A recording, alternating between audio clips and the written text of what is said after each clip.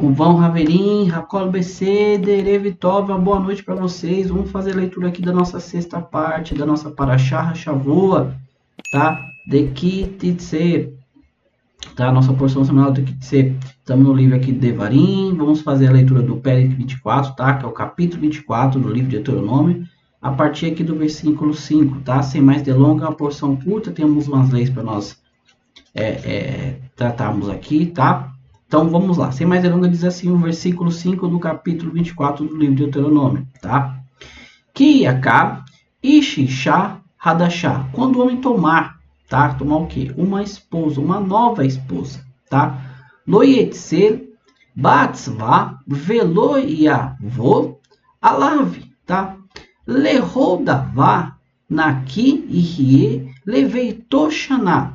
Ou seja, ele não deverá sair para o exército, tá? Ele não deve sair aqui para o exército e ter nenhuma obrigação sobre ele. Nada pode ser imposto a ele, tá? De qualquer coisa ele permanecerá livre, o quê? Para a sua casa por o quê? Shaná, por um ano, tá? Continua assim.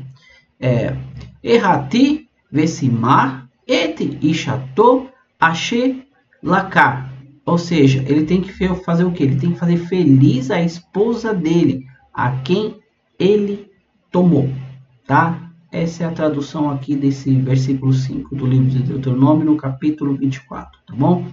Então, esse versículo diz bem claro, tá? Quando um homem ele toma uma esposa, uma nova esposa, tá? Ele tem que ficar ali, no caso, ele não deve sair para o exército, tá? E não pode ter nenhuma obrigação imposta sobre ele. De qualquer coisa ele permanecerá livre para sua casa por um ano. Tá? Qual que é a obrigação dele? O versículo diz. A obrigação dele é et ishato ashe, ou seja, ele tem que fazer feliz quem? A esposa a qual ele tomou. Tá bom? Eu acho que esse versículo aqui ele é bem literal. Nós já falamos sobre isso, que quando a pessoa ia para a guerra, ele não poderia, né, a pessoa não poderia estar ser recém-casada. Nós já falamos também nessa própria paraxá sobre os covardes, que eles não poderiam, tá? Mas aqui Irache ele nos traz um assunto até interessante. Ele fala assim, referindo-se à convocação para servir ao exército. Quando fala aqui em nenhuma obrigação será imposta sobre ele, como o próprio Passuque diz, ele não deverá sair no exército. Tá? Ele não pode sair para o exército e não tem nenhuma obrigação sobre ele sobre questões em relação ao exército, como o Rashi vai começar a explicar aqui. Porque fala assim, ó, de qualquer coisa, tudo que for necessário por parte do exército. Aí Rashi dá um exemplo. Ele não deve ser convocado para fornecer água e comida ou reparar as estradas.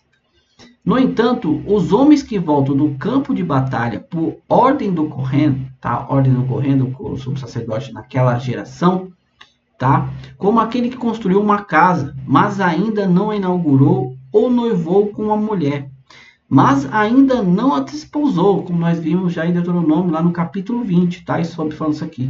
São obrigados a fornecer água e comidas e reparar as estradas. Essas pessoas aqui que ainda não construíram uma casa, não noivaram, eles sim. Mas aquele que já tem uma casa, já tem uma esposa, ele está fora de todas essas obrigações, tá? Vamos continuar aqui. Versículo 6 diz assim: a pessoa não tomará como garantia uma pedra de moinho, rehaim ou herev, tá? Como eu disse, algumas coisas no hebraico não tem uma tradução direta, tá? Então, nós pegamos e falamos aqui do que está escrito no próprio hebraico, tá? Ou seja, a pessoa não pode tomar como garantia uma pedra de moinho, rehaim ou rehev, tá? O que isso quer dizer?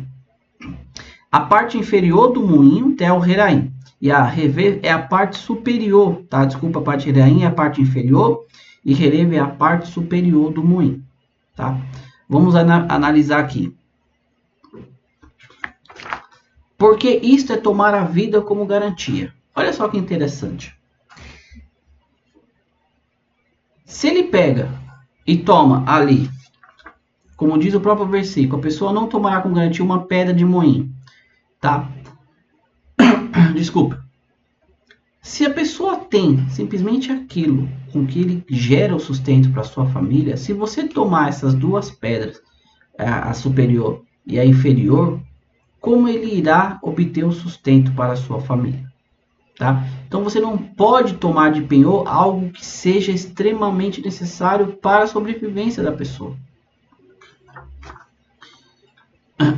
Como diz o próprio versículo, ó, o próprio versículo diz assim, que nefesh hu rovelo, ou seja, nefesh é a vida dele, tá? É tomar a vida dele como garantia. Versículo 7, se for visto um homem raptando qualquer pessoa de entre seus irmãos, no caso os filhos de Israel, e ele a trata como um escravo e a vende, esse raptor deve morrer. E você eliminará o mal do seu meio. Eu já expliquei sobre essa mesma frase aqui. Você eliminará o mal do seu meio. Construindo ali a nação de Israel dentro de direitos de Israel. Você não pode permitir que alguém comece a sequestrou. Não vamos fazer nada.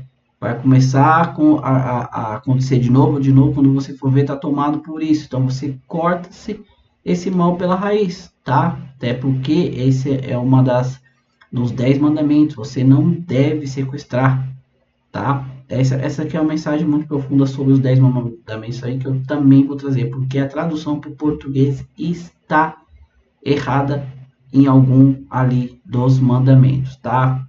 Terminando aqui nossas questões das porções da Torá, estamos no último livro aqui, vamos começar a pegar assuntos assim mais livres e tratá-los dentro da visão da Torá mesmo, tá? Então fique ciente, dentro dos 10 mandamentos tem algumas coisas ali que está traduzida errada, tá? Continuando aqui. Cuide-se das lesões de Tsará e cumpra cuidadosamente todas as instruções dos sacerdotes levitas. Cuide-se para observar o que eu ordenei a eles. Lembre-se do que Hashem, seu Deus, fez a Miriam na saída do Egito. Esses dois passuques aqui falando sobre a questão de Tsará, nós já falamos sobre Tsará numa porção inteira da Parashá, tá? Sobre as lesões que aconteciam no corpo. Quando Moshe vem aqui e fala, né, que destruiu os levitas, porque toda a questão da purificação, né, da Tsará estava explicada aos levitas, eles que cabiam ver se a pessoa realmente estava impura para o Tsará, se era menstrual ou se não era, tá? Aí Moisés vem aqui e fala sobre o caso de Miriam, porque daqui nós entendemos que Miriam foi afetada ali pelo Tsará, que os outros chamam de lepra, tá? Não é a lepra que conhecemos hoje, foi porque Lashon Hara, maledicência, tá? Esse é um outro assunto que nós já tratamos aqui, mas é um assunto que nós vamos trazer num vídeo específico, tá? Maledicência, fofoca, mexerico. Se você falar mal de uma pessoa, tá? Você acaba sendo, no caso aqui, nessa época, você era afligido por Tsará, tá? Tem um assunto bem profundo aqui sobre a maledicência, depois vamos, como falei, trazer um vídeo simplesmente só sobre isso, para nós entendermos os perigos, nós ficarmos focando na vida dos outros, mexericando sobre a vida dos outros, tá? Mas aqui Moisés já adverte que veio através da maledicência de Miriam, falando dele mesmo, tá? Mal dele. Vamos lá, versículo 10. Quando você fizer qualquer empréstimo ao seu próximo, você não entrará em sua casa para tomar nenhum bem como garantia. Versículo bem simples e literal, pessoal. Se você fizer um empréstimo à pessoa, você não pode ir lá dentro, você não pode adentrar a casa da pessoa para pegar qualquer objeto como garantia, tá? Para você não ver o que tem dentro da casa da pessoa e você escolher ali. Olha só o que o versículo diz. Você ficará do lado de fora, versículo 11. E o homem a quem você está emprestando trará garantia para você do lado de fora. A pessoa tem que trazer algo como garantia para você que ele vai devolver aquele empréstimo, tá? Se ele for um homem pobre, você não dormirá mantendo sua garantia. A Torá já fala, se é uma pessoa pobre, tá?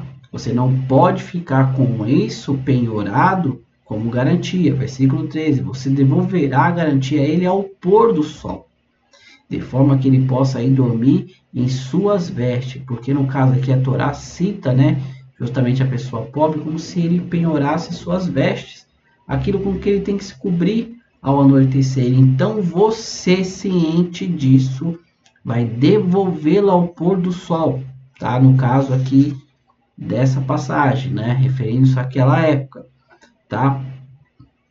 Fazendo o que? Você devolverá ao pôr do sol de forma que ele possa ir dormir em suas vestes e você será abençoado por ele. Olha só que interessante, você é abençoado por ele. E o que Kirashi ele comenta aqui, ó? E se ele não lhe abençoar, de qualquer forma, isto será considerado um ato justo para você. Ou seja, ainda que a pessoa, porque a pessoa fala assim, nossa, né? Eu peguei, ele me deu aqui um empréstimo, eu tive que dar de penhor para ele a minha veste, com a qual eu durmo, e ele simplesmente veio me devolveu na hora que eu mais preciso. Então, essa pessoa, quando for fazer ali uma tefilá a Deus, uma brahara a Deus, ele vai mencionar isso. E Deus vai abençoar justamente aquela pessoa que fez o empréstimo. E é isso que a Torá está dizendo. Tá? Aí ela fala que se ainda essa pessoa não tomar essa atitude, o ato que você fez já é em mérito a você. E você será o quê? Abençoado por Deus por causa disso. Tá? Isso será considerado um ato justo para você diante de Hashem, seu Deus. Tá? Essa é a nossa sexta parte aqui da porção de Kitse. Tá, amigos? Bem curtinha, bem objetiva, tá? Começamos justamente aqui com a questão da pessoa que está no exército, que casou, que tomou uma nova esposa, que ele não pode se obrigar ali a nada em relação a serviço do exército, tá? Ele tem que se preocupar durante um ano ali, dentro da sua casa, fazer a sua esposa feliz, tá? É um assunto muito importante, poderíamos falar muito e muito disso, tá? Você tem por obrigação, assim que você casa, você tem que fazer a sua esposa ser feliz, ela tem que se sentir bem. Poderíamos citar várias situações aqui de como você tem que fazer isso, tá? Mas não é o foco aqui nesse momento, como eu falei, tudo isso vai ser explicado em vídeos separados, assim que formos, né, nos aprofundando aqui nos assuntos da Torá e do judaísmo, tá bom?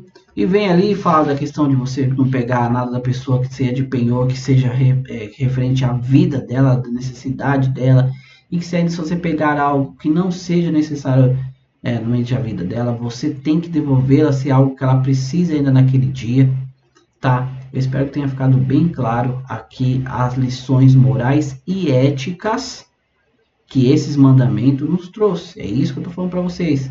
Por mais que isso muitas das vezes a gente não se aplique essas leis conforme estão escritas aqui, nesse sentido literal, porque não é a mesma coisa, não é a mesma geração, a sua mensagem literal ainda está aqui.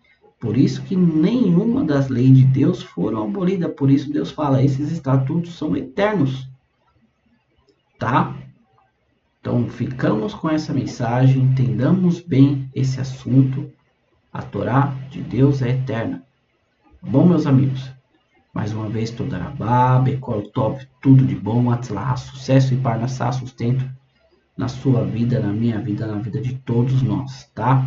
Você que já nos acompanha, muito obrigado. Você que é novo, se inscreva, deixa um like, compartilhe esse conteúdo, nos ajuda a divulgar cada vez mais Torá e Hassidut aqui no YouTube, para as pessoas se aprofundarem e entenderem a verdadeira interpretação da Torá de Deus, da Bíblia que você tem em casa, dentro do seu contexto original aqui dentro do hebraico, tá bom? Amigos, fiquem com Deus, que Mashiach se revele ainda hoje, que possa construir o terceiro Beit HaMikdash, que possamos estar com ele lá em Jerusalém, fazendo novamente o serviço a Deus. Senão amanhã estaremos aqui com a sétima e última parte dessa porção de Kitse. Tá bom? Amigos, eu agradeço mais uma vez. Nos ajude a divulgar, a crescer mais, tá? Para que mais pessoas possam conhecer a verdade da Torá. No demais, amigos, Todarabá, muito obrigado. Fiquem com Deus e Lehitraot. Nos vemos no próximo vídeo, se assim Deus quiser. Tchau, tchau, amigos.